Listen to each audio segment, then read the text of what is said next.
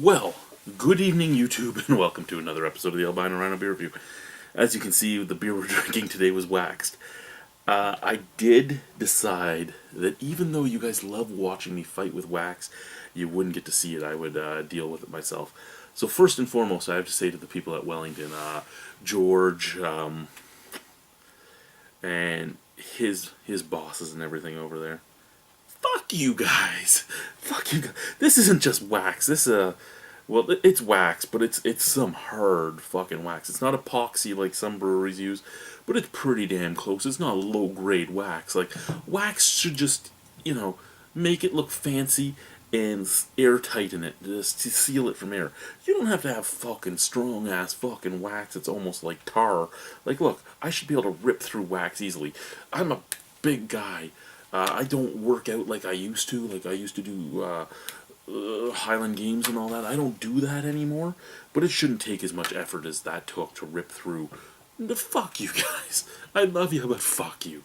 I love you, but fuck you. It took me 5 minutes to get... And I know that things like Nickelbrook shows you all that thing. Run it under hot water, take a knife and run it underneath, and then use your opener and pry it off. Well, that's not what I do. What I'm drinking, though, today is Kentucky Cow, which is their milk stout. Their famous milk stout, aged in Kentucky bourbon barrels. This is 7.5% alcohol by volume. I don't know if it has an age statement on here, but one second. Water, barley malt, flaked oats, lactose, cocoa, and hops. So it's their chocolate milk stout aged in bourbon barrels, which really excites me. 6 to 7 degrees, not at that. We've unleashed the Kentucky Cow, our legendary chocolate milk stout, with a southern twist. After aging in Kentucky bourbon barrels, this sweet milk stout develops enticing oak and vanilla flavors. Okay, well, we'll see if it actually does. Yeah, it doesn't have an age stamp. So this is probably one of the more adventurous beers I've had from Wellington in a very long time. I'm weirded out by this because I always have known milk stouts to be the stouts that don't age well. The lactose just doesn't seem to carry. Now, that's not what really is the point of the style. It's just something that I've noticed myself with a lot of milk stouts, that they don't age very well. So to take a milk stout and put it in a barrel where it's going to oxidize a little bit at the same time is just weird to me, but extremely exciting. That's a lot of head. That's a lot of head, and I just got a whiff of my dirty work socks. Oh God. Not from the beer, from my feet. I've had the same pair of boots for too long now. Look at that. I mean, it looks really good. A thick, creamy brown head, beautiful black beer. Lots of snap, crackle, pop. But that beer is so thick and foamy that it kind of has its own gravity. It's not really moving all that much when I tilt the glass. Like, it does move, but not nearly as much as you would think it would. Scent. I don't smell much. There's a lot of head, though. Don't smell much. Out of the bottle. Sorry, the bottle should face this way. Oh, that smells divine. Oh, it does. It really smells like chocolate milk bourbon. It's the weirdest thing ever. Wood and vanilla and a little bit of leather, as well as chocolate, coffee, and caramel. And that little milk stout sweetness, that lactic sweetness that milk stouts will show off. It's really hard to explain. It's just lactic sweetness. I mean, lactose doesn't ferment, and that's the reason you use it. For anyone that's drank a milk stout, anyone that's drank a bunch of milk stouts, or you know exactly what I'm talking about. That just sweet, cloying smell that comes with them. So, chocolate, that sweet cloying smell, caramel, wood, vanilla, bit of leather, like a brand new leather jacket. Yeah, it smells amazing. The leather coming through is just funny to me since it's Kentucky cow and cowhide makes leather. I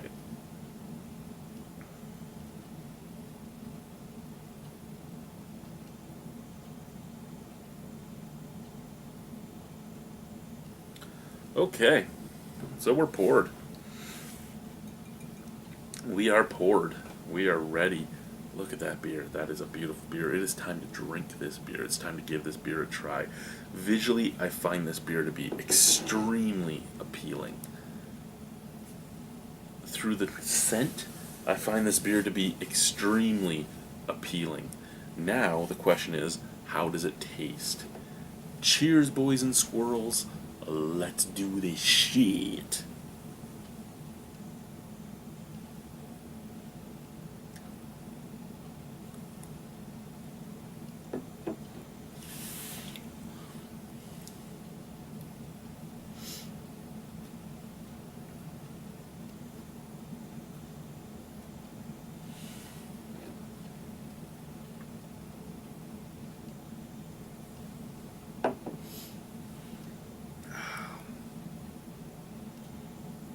Now, for the most part, I find Wellington beers to be very good. I don't usually find them to be extremely exciting anymore. Wellington's been around for a very long time. I don't find them to be really cutting edge very often or extremely exciting, but there are times they surprise me. Last year they had a whole bunch of stuff. They had that barrel aged Russian Imperial Stout and stuff. Red Sky at Night, I think it was. I gotta look it up, but then a few years before that they had the like barrel aged Iron Duke and stuff. And I mean, you sit there and you look at a brewery that's been around for so long and have their core drinkers and have their core brands and are in so many different restaurants and everything and have a name for themselves, and then you realize that the reason they aren't very experimental is because they don't have to be. And then you take that brewery and you make them make something like this, and you sit there and you go, wow, really? This? Because there's very few times, but I swear it's probably 2 or 3 times a year they put out something that makes me go, wow. And then the other times a year they put out something I go, it's Wellington. It's a solid beer. It's a good beer. But this is one of those wow times. This is great.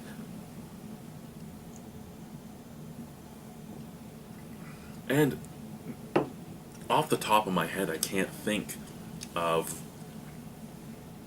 I can't think of another barrel-aged milk stout I've had, though I'm sure I've had one or two in the 4,032 beers before this one I've reviewed. I'm sure I've had one or two, but I can't, off the top of my head, think of another barrel-aged milk stout. So that's innovative as well. I've never seen one that's actually aged well. Even just a regular milk stout, but they always turn on me. And this one didn't, and it was aged in a bourbon barrel. And when you put something in a barrel, wooden barrels are not completely and utterly airtight. There is a chance of oxidization. Almost everything that's barrel aged will oxidize. And the reason why I don't like aging barrel aged beers is usually you're picking up some type of foreign bacteria or microbe that is going to turn your beer. So it's just the weirdest thing ever to have this. It is for me the weirdest thing ever. I'm excited about this. Chocolate, roastiness, molasses, caramel, beautiful chocolate flavor, beautiful milk flavor. It is chocolate milk with vanilla. It is chocolate milk with an underlying leather taste. It's chocolate milk with a beautiful woody tannic finish. Almost like it's like you took a tongue depressor and you held it on the back of your tongue, and while it was being held there, you drank a vanilla frappuccino, because you're getting chocolate, you're getting milk sweetness, you're getting vanilla, and you're getting coffee. All of that mixing all the way down your throat with that woody tannic taste is fucking spectacular.